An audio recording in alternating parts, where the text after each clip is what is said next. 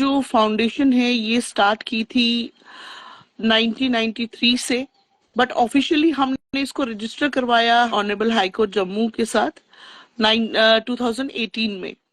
तो तब से लेके आज तक हम जितने भी स्ट्रीट एनिमल्स होते हैं, खास करके जो डिसेबल्ड एनिमल्स हैं, उनको हम अपने घर लाते हैं, शेल्टर करते हैं, ट्रीटमेंट करते हैं और फॉरएवर के लिए वो हमारे घर में ही रहते हैं। ये मेरी मदर, ये उनका पूरा इनिशिएटिव था कि क्योंकि हम भी डिस्प्लेस्ड लोग हैं, अपने घर छोड़ के आए हैं, तो हम इनका खासा दर्द समझ सकते थे। हमारे घर के अंदर आज की वक्त में 550 से ऊपर रेस्क्यूड स्ट्रीट एनिमल्स रहते हैं। एक छोटा सा बर्तन अपने घर के बाहर कोई पानी का या दूध का रखिए, उनको यही चाहिए आपसे।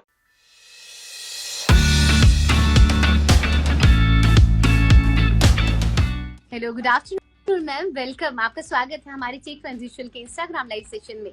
थैंक यू सो मच मुझे ये अपॉर्चुनिटी देने के लिए। तो मैम, जैसे कि मैंने कहा कि आप एक ऐसा काम करती हैं जो हर किसी के करने की बस की बात नहीं है, क्योंकि अपने लिए वक्त नहीं निकलता है, लेकिन आप वो काम कर रही हैं जो सच में काबिले तारीफ है। सबसे पहले हम चाहते हैं कि आप अपने बारे में थोड़ा सा हमारे व्यूअर्स को कुछ बताएं। मेरा नाम नम्रता हक्कू है। मैं एक कश्मीरी माइग्रेंट हूँ। पिछले काफी सालों से जम्मू में ही रह रहे हैं। 1989 में हम जम्मू आए हैं। तब से लेके आज तक जो सड़क के जो जानवर हैं उनका पालन पोषण कर रहे हैं, प्राइवेटली कर रहे हैं, अपने दम पे कर रहे हैं जी। ये हमने जो फाउंडेशन है ये स्टार्ट की थी 1993 से, बट ऑफिशियली हमने इसको रजिस्टर करवाया high court, honourable high court Jammu के साथ 2018 में। तो तब से लेके आज तक हम जितने भी स्ट्रीट एनिमल्स होते हैं, खास करके जो डिसेबल्ड एनिमल्स हैं, जिनका कोई भी वाली वारिस नहीं होता, उनको हम अपने घर लाते हैं, शेल्टर करते हैं, ट्रीटमेंट करते हैं और फॉरएवर के लिए वो हमारे घर में ही रहते हैं। तो मैम, ये जो आइडिया है ये बहुत ही यूनिक आइडिया है। मतलब कि किस तरह एक जानवर को अपने घर में लाना और उसकी हर चीज समझना, क्योंकि एक जानवर की जबान समझना, उसका ख्याल रखना, छोटी छोटी बातों का ध्यान रखना, ये आइडिया आपके माइंड में कैसे आया? मैं ये बताना चाहूंगी कि ये मेरी मदर उर्मिला अंबारदार हक्कू, ये उनका पूरा इनिशिएटिव था कि क्योंकि हम भी डिस्प्लेस्ड लोग हैं, अपने घर छोड़ के आए हैं, तो हम इनका खासा दर्द समझ सकते थे, उसको फील कर सकते थे, क्योंकि काफी सारे डॉग्स को लोग डिसलोकेट करते थे, इधर उधर छोड़ देते थे। खास करके जिस जगह पे हम रह रहे हैं वो एक गांव है, और यही एक सोच मेरी माँ ने शुरू की कि हमें अब थोड़ा बदलने की जरूरत है, चाहे थोड़ा थोड़ा करके पूरा नजरिया बदलने की जरूरत है इस चीज में। तो उन्होंने ही ये स्टार्ट किया था और आज हम यहाँ तक पहुंच पाए हैं कि हमारे घर के अंदर आज की वक्त में 550 से ऊपर रेस्क्यूड स्ट्रीट एनिमल्स रहते हैं। वो खाली डॉग्स, कुत्ते नहीं हैं, बिल्लियां हैं, मंकीज हैं, काफ है, पिग्स हैं, शीप हैं, गोट है, जो लोगों ने डिस्कार्ड करके किसी वजह तहत उनको सड़कों पे छोड़ा होता है, तो वो हमारे साथ ही हमारे घर पे रहते हैं। फुल फ्लेज्ड ये मेरी मदर का ही इनिशिएटिव था। तो मैम, किस तरह आप हैंडल करती हैं इन सब को, कैसे टैकल करती हैं? क्योंकि मैं अगर डॉग्स की बात करूं तो कुछ डॉग्स ऐसे होते हैं जो बहुत वायलेंट होते हैं। स्ट्रीट डॉग्स की खासकर बात की जाए, बहुत ज्यादा वायलेंट होते हैं। उनको किस तरह आप टैकल करती हैं? और अपने घर में जिस तरह आपने बताया कि 550 से ज्यादा एनिमल्स आपके घर में रहते हैं, तो किस तरह आप उनका पालन पोषण करती हैं? इसके बारे में 2 लाइनें प्लीज बताएं। जी, मैं खास करके ये बताना चाहूंगी कि स्ट्रीट डॉग्स जो होते हैं उनका शुरू से ही लोगों के लेफ्ट ओवर खाना, जो छोड़ा हुआ खाना है, उसके ऊपर जिंदगी बिताते हैं। अब एग्रेशन क्यों आता है? कुछ बच्चे होते हैं जो नटखट होते हैं, कुछ बच्चे होते हैं जो शांत स्वभाव के होते हैं। वैसे ही हमारे डॉग्स के साथ भी होता है। मगर आए दिन मैं देखती हूँ कि काफी सारे लोग बोलते हैं कि हमें काटा, एक तो डर की वजह से कि वो जा रहे होते हैं, अचानक डॉग भौंक लेता है तो उनको लगता है कि हमें काटने आ रहा है।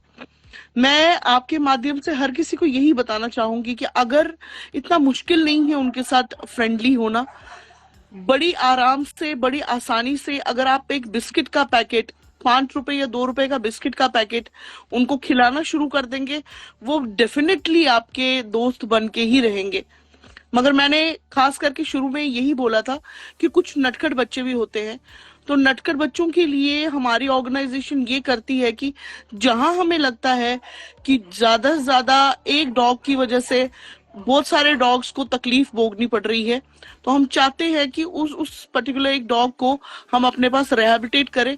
जब उसका प्रॉपरली उसको लगे कि हाँ इसमें एग्रेशन, मैं ये भी बताना चाहूंगी अपने वर्ड के बीच में कि एग्रेशन एक टेम्परेरी फेज है, ये परमानेंट फेज नहीं है।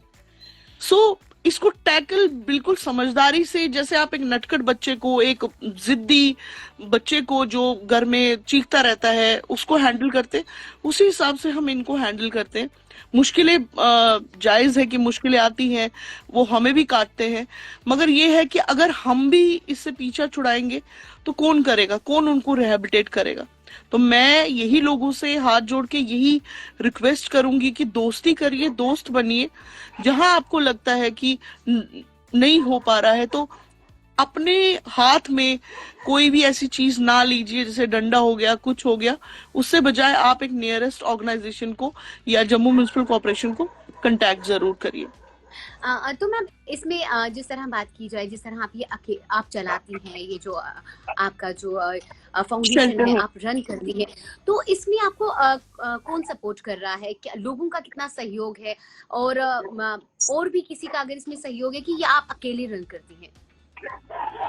मैं यही बताना चाहूंगी कि 2018 तक जितना हम अपने बलबूते पे करना चाहते थे उतना हम कर पाए। जैसे एक कहावत है कि कुबेर का खजाना भी खत्म हो ही जाता है एक ना एक दिन, वैसे ही हुआ। मगर काफी दुखद है ये कि जम्मू कश्मीर से इन पर्टिकुलर हमें उतना ज्यादा सपोर्ट नहीं मिलता है। बाहर से लोग थोड़ा बहुत कर लेते हैं, वो भी कितना ही कर पाएंगे। मैं फिर से यही बताना चाहूंगी, हर एक मीडिया इंटरेक्शन में मैं हमेशा यही बताऊंगी कि ये सोल्यूशन नहीं है। जो बेचारे जानवर अपंगता से ब्लाइंड होके, या जो लोग पेट डॉग्स को स्ट्रेसफुली, मैं बता रही हूँ आपको, जो लोग अपने पेट डॉग्स को दूर दराज एरिया में या ऐसी फार फ्लंग एरियाज में छोड़ देते हैं, वो बिलखते बिलखते हमारे पास कभी ना कभी पहुंचते हैं। तो मैं ये जनरल पब्लिक से यही पूछूंगी कि मुझे ये बताइए, मैं उन बेचारे बच्चों को जो ऑलरेडी छोड़े होते हैं, सड़कों पे होते हैं, उनको मैं कहाँ छोड़ूं? अगर एक पैरालाइज बच्चा है जो हमारे पास आया है रिहैबिलिटेशन के लिए, उसको मैं कहाँ छोड़ूं? सो खासी निराशा ही मुझे हाथ आई है इतने सालों से।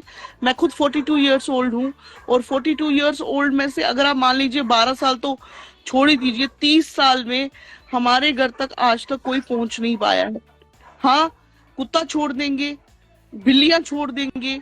तो मैम मीडिया का कितना रोल समझते हैं आप कि इस तरह के अगर शेल्टर हाउस खुले हैं, तो मीडिया का कितना रोल मानती है कि जो इस चीज को आगे हाईलाइट कर सकते हैं?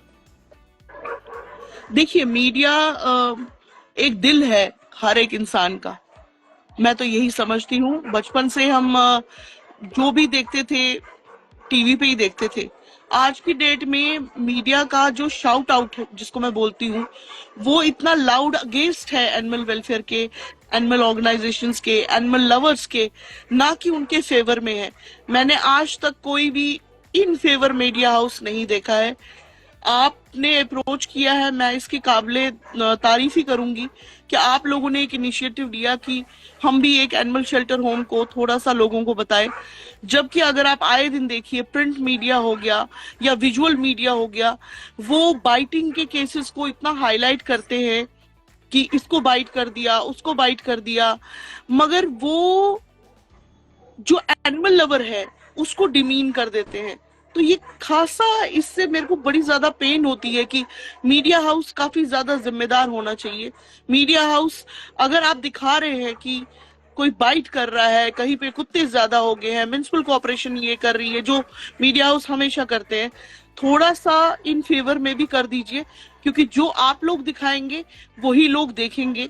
आज की डेट में फेसबुक, इंस्टाग्राम, यूट्यूब, जो भी प्राइवेट चैनल्स है, अब पॉडकास्ट आ गया है, जो मीडिया दिखाता है लोगों को, पीपल बिलीव दैट, लोग उसको बिलीव करते हैं। तो मीडिया की पूरी जिम्मेदारी बनती है कि लोगों को ये भी बताना कि हमारे लिए सड़क के एज वेल एज दूसरे जानवर, वाइल्ड एनिमल्स कितने जरूरी हैं। ना खाली उन जानवरों को खाली पोर्ट्रे करना जहां पे लेपर्ड को मारा जा रहा है, जहां पे बेयर को मारा जा रहा है, उसको आप सर्कुलेट कर रहे हैं, उसके व्यूज बढ़ रहे हैं। ये मीडिया का काम नहीं है। Media should be easy, simple for everyone. वो मैं बताना चाहूंगी कि मीडिया का खासा रोल इसमें होना चाहिए। तो मैम, वक्त को देखते हुए लास्ट बट नॉट लीस्ट, आप बहुत ही अच्छा काम कर रही हैं, शेल्टर प्रोवाइड करती हैं आप, और जिस तरह आप उनको अपने बच्चों की तरह पालती हैं, जिसे आप कहते हैं कि नॉटी बच्चे, इसके लिए मैं आपकी जितनी भी प्रेज करूं बहुत कम है।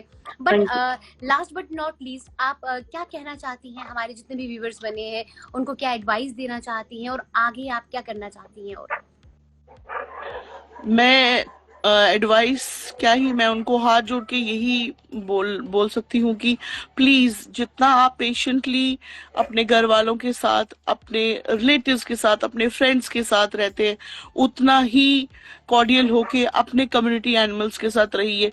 हमारे भी दोस्त हमसे नाराज हो जाते हैं, हमारे भी दोस्त हमें बैक बाइटिंग करते हैं या कुछ करते हैं, हम उनके लिए इतना एक्सट्रीम स्टेप नहीं करते। तो थोड़ा सा लीनियंसी आप अपने स्ट्रीट एनिमल्स के लिए भी करिए। एक छोटा सा बर्तन अपने घर के बाहर कोई पानी का या दूध का रखिए। उनको यही चाहिए आपसे, आपकी कोई धन दौलत नहीं चाहिए, आपका कोई इतना बड़ा मकान नहीं चाहिए, जस्ट आपके दिलों में एक थोड़ी सी जगह चाहिए। और मैं नम्रता हक्कू ये प्रॉमिस करती हूँ हर उस जम्मू एंड कश्मीर के इंसान से कि आने वाले दिनों में आपको कोई ऐसी दिक्कत नहीं आएगी जहां आपको कोई सुनने वाला नहीं होगा। खास करके जब स्ट्रीट डॉग्स की बात आ जाएगी, हम इमिडिएटली यहाँ पे भी शेल्टर स्टार्ट कर रहे हैं और हम इमिडिएटली श्रीनगर में भी स्टार्ट करने वाले हैं। मैडम, आप इतनी अच्छी हैं कि आपने मेरे को चुना। Thank you so much, God bless you. Thank you so much ma'am. हम आपसे थैंक यू बोलते हैं क्योंकि आपने वक्त निकाला और आप इतना अच्छा काम कर रही हैं जो दूसरों के लिए एक मिसाल बन सकता है और दूसरों को भी एक सीख दे सकता है कि किस तरह जानवरों से प्यार किया जाए। वो भी अगर आप उनसे रहेंगे, वो भी तो आपके फैमिली मेंबर्स की तरह रह सकते हैं। Thank you so much ma'am हमारे साथ जुड़ने के लिए और इतनी अच्छी बातें हमारे साथ करने के लिए। Thank you so much. Thank you.